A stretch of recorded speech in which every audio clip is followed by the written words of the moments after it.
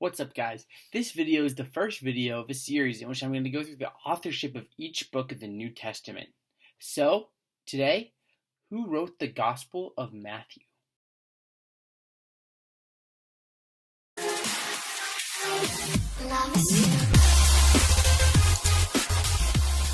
So, Matthew wrote the Gospel of Matthew. Why is this the case? Let's look at the case for the authorship of the Gospel of Matthew by Matthew himself. First off, I want to say this. Matthew was written anonymously, but that doesn't mean that we can't figure out who wrote it. One thing we know about the author of the Gospel of Matthew is that it is reasonable to conclude that the author of that Gospel came from Jewish roots. We can see this from the constant use of prophecy throughout the Gospel of Matthew. Also, the Gospel of Matthew focuses more on the Jewish roots of the faith.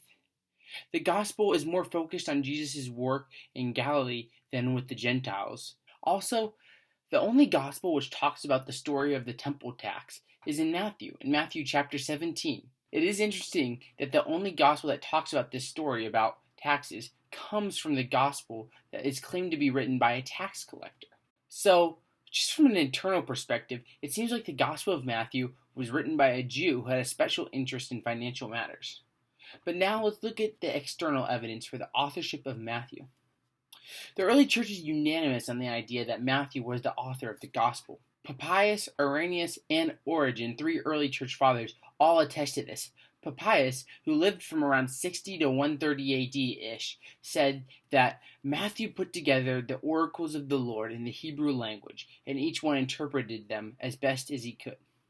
Now, it's interesting to note here that Papias said that Matthew's writings were in Hebrew, but our manuscripts of the Gospel of Matthew are in Greek. This is a topic that I want to get into in another video, but I want to go over a couple of the theories just so that you're not left hanging.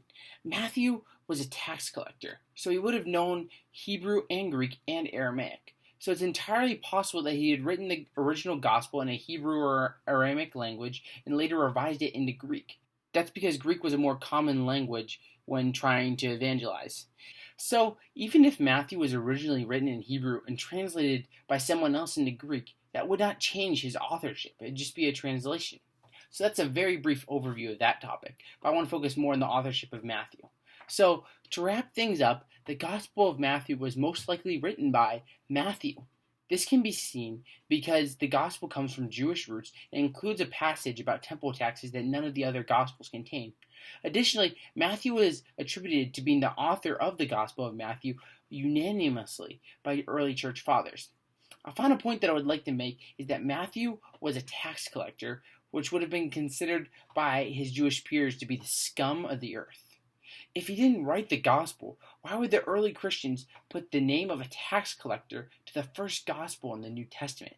That just doesn't add up. So everything adds up to Matthew being the author of the Gospel of Matthew. Thanks for listening, guys. I hope you liked this video. Big questions and good answers.